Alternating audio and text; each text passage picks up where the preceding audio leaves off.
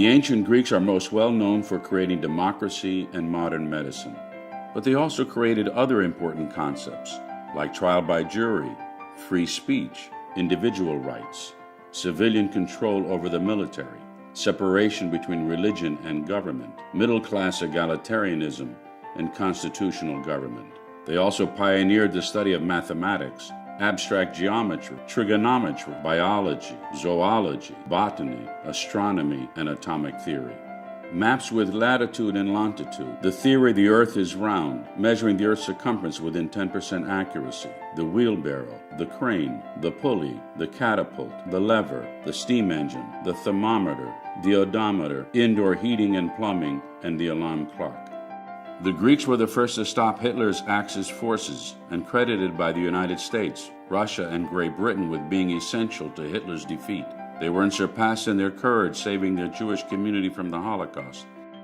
The Greeks have pioneered in so many ways for the greater good of humankind. They have showed courage throughout history and have been on the right side of history. What is their secret? Perhaps it is the idea of Philotimo. What is Philotimo? No other language has a word for this uniquely Greek term. It is considered a complex constellation of values that is difficult to define. All Greeks know it, even if they've never heard the word before, until now. It's hard to think of a word more packed with meaning, more packed with positive values than Philotimo. It's a perfect word. Philotimo. I'd actually say uniquely Greek concept. It seemed to sum up the best of the Greek character. It's a word that describes a way of life. Philotimia. It's a sense of how people feel towards humanity, fellow humans. The Greek spirit of doing what's right and what's honorable, even when one's own interests and maybe even one's own life are placed in peril. Whether it means you're going to earn less money, or whether it means that not everybody is going to love you. Philotimo means you're doing it based on your whole sense of duty. I believe Philotimo is the most unique word that a human being has to express himself. The ancient Greeks were smart enough to come up with a word that described things that are subtle, that have nuances. It's not very easily translatable unless you bring together many different elements. Duty, honor, courage. Personal sacrifice, higher calling. Taking pride in their work. Compassion and generosity. It's about honor, it's also about knowledge. A duty to do what is right. To rise above pettiness and trivialities. Human kindness, empathy. Humility and pride, love of family, love of country. To think about those that maybe haven't been quite as fortunate. It is within the DNA of Greeks, and I think of humanity overall. But it's something which has to be inspired. Most of us, and certainly in my case, I try to live up to the word as often as I can in my life. To live not just for yourself, but for something larger than yourself. All of these things embody not only the classical ideals of the Greek people, but some of the attributes of the modern Greeks, including Greek Americans. If we live by these values, we will do well and thrive. Philotimo comes from the two Greek words, philos, which means friend, and timi, which is honor. Philotimo could be translated as love of honor or respect for honor. It's love and honor, but it's not the honor about you, it's the honor within you that's inculcated generationally. Every once in a while, you're put to the test as to whether you have Philotimo and how much Philotimo you have. We derive our personal honor in significant measure for those things we engage in that are beyond our own self-interest. Honor, glory, the desire to be remembered, motivated some of the most heroic acts in ancient Greek history. You find it in the great battles. You find it at the Pass of Thermopylae. They knew that they were going to die. There were 300 Spartans against all the Persians. But there was no greater glory than dying for their country, their way of life. They knew that they're going to pay a very heavy price, the heaviest price that you can ever pay, but they still did what they thought was the right thing to do. They figured out at a basic level that reciprocity, the act of ruling and being ruled by others, and doing it in a reciprocal way, it works. Each individual contributing to the whole of Greek society in the ancient world I think propelled all kinds of ancillary developments. It was a very fertile ground for critical thinking. Even after Rome conquered Greece, they really didn't conquer their culture.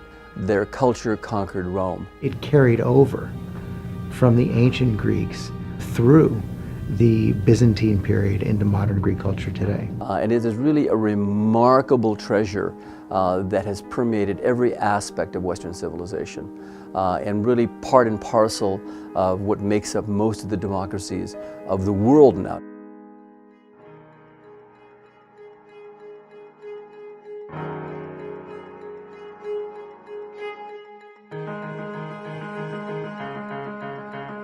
Philotimo as a composite and complex term involving decency, dignity, respect, honesty, truthfulness, sincerity. You might use the term in a motivating power for a child.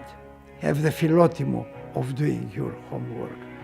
Or you might have something in a condition of philanthropic assistance. Then there is in a question form, don't you have the Philotimo to assist the people who are in need?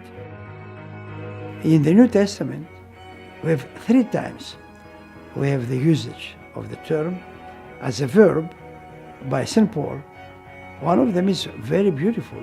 He says, Philotimume, I have this type of noble ambition to come to Rome, writing to the Romans, and even preach the gospel and elaborate the gospel to you. What God asked us to do is to give in others without asking for anything in return but love and affection. Whenever you mention the word Philotimo to a Greek, you're always going to see a softening of the eye. I was born and raised in Greece, so Philotimo was a word that I heard all my life. My mother, my father would always talk about Philotimo. My grandparents would always talk about Philotimo. My parents, my sister, my teachers, my classmates, everybody. My Greek background gave me strength of character. What does that mean? Don't pick on me, you're going to get a poke in the nose. When I played the music very loud, and by doing so I was disturbing the neighbors, my father would say, don't you have any Philotimo? Every time that you deviate from honorable and decent, a dignified way of behaving and living, people will ask you, don't you have Philotimo?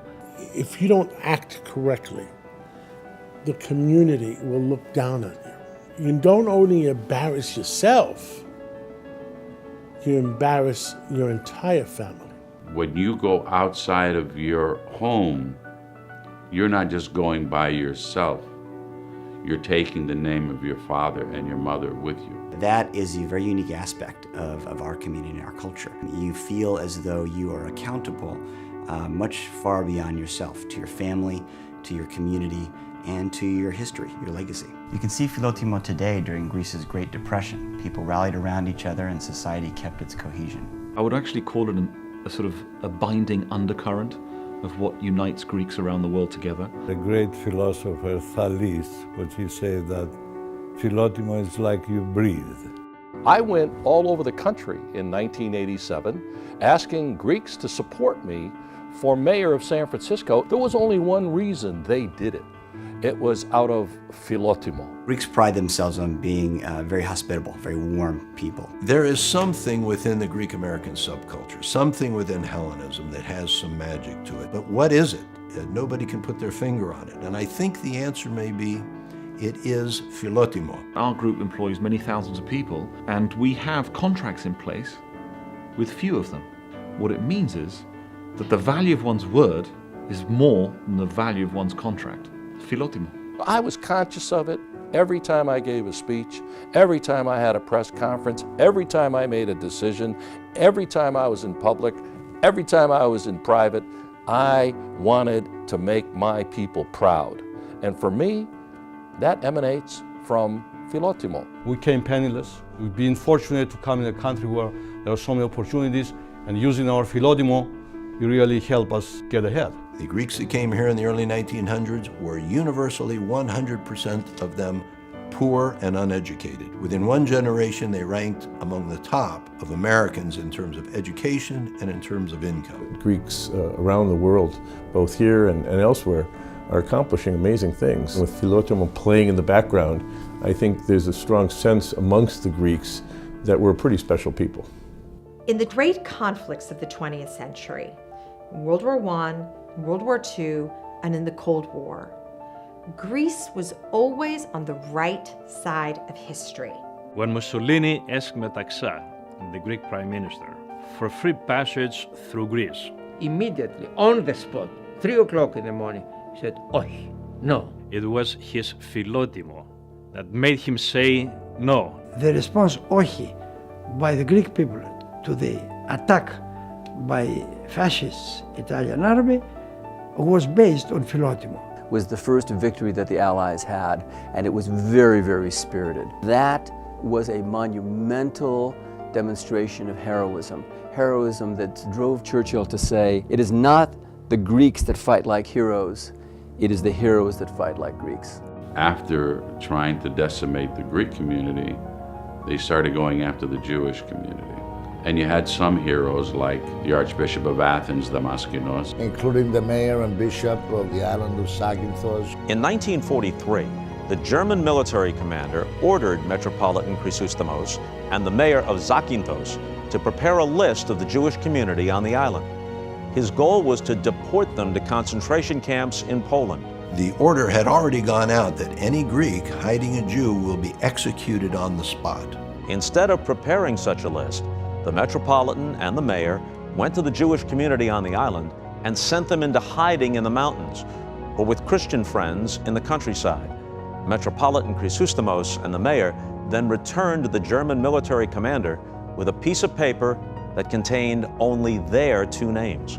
They told the commander it was the entire list of the Jewish community of Zakynthos. These 2 leaders embodied everything that that word tries to encapsulate. People risked their lives to protect people, and I think that that separates us to a certain degree and identifies us with Philotimo.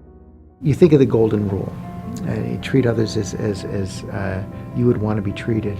It embodies that rule, but then takes it almost to an even higher level, like almost reach beyond what you would expect or want for yourself and do even better. It really ultimately means what it is to live a good life. And I think it's extremely important that we make sure that the next generations realize that. We have to go to the next level and we have to act on it.